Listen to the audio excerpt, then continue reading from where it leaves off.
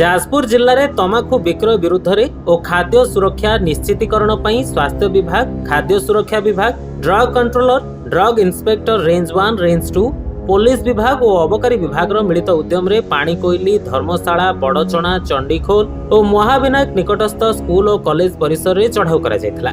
सेठारे शिक्षा प्रतिष्ठान निकट में अवैध भाव में तमाखु और एसहित संबंधित पदार्थ विक्रय करुथिबा दोकान गुड़िकरे चढ़ाऊ करा जायथिला।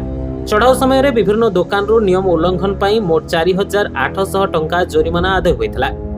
एक कार्यानुष्ठान कोटपा एनफोर्समेंट अधीनस्थ तमाखु मुक्त युवा अभियान 3.0 और तमाखु मुक्त शिक्षा प्रतिष्ठान कार्यक्रम अधीन सहित एही दिन खाद्य सुरक्षा विभाग पक्षर जारका, धर्मशाला और बड़चणा अंचल में विशेष चढ़ाऊ कार्यक्रम होता। ए समय खाद्य व्यवसायी को खाद्य सुरक्षा और परिष्कार परिच्छन्नता नियम विषय सचेतन करा जायथिला। प्राय 60 किलोग्राम अपरिष्कृत और अस्वास्थ्यकर खाद्य पदार्थ नष्ट करा जायथिला। जो व्यवसायी माने खाद्य सुरक्षा लाइसेंस बिना कारबार करुथिले सेमानकु नोटिस जारी करा जायछि। ए चढ़ाऊ रे drug controller Shri Sanjay Kumar Hansda, drug inspector range 1, range 2, खाद्य सुरक्षा अधिकारी श्री राकेश कुमार साहू, जिला तमाखु नियंत्रण परामर्शदात्री श्रीमती सस्मिता राउत, पाणीकोइली और चंडीखोल पुलिस कर्मचारी और जाजपुर रोड धर्मशाला अबकारी विभाग टीम जोग देथिले।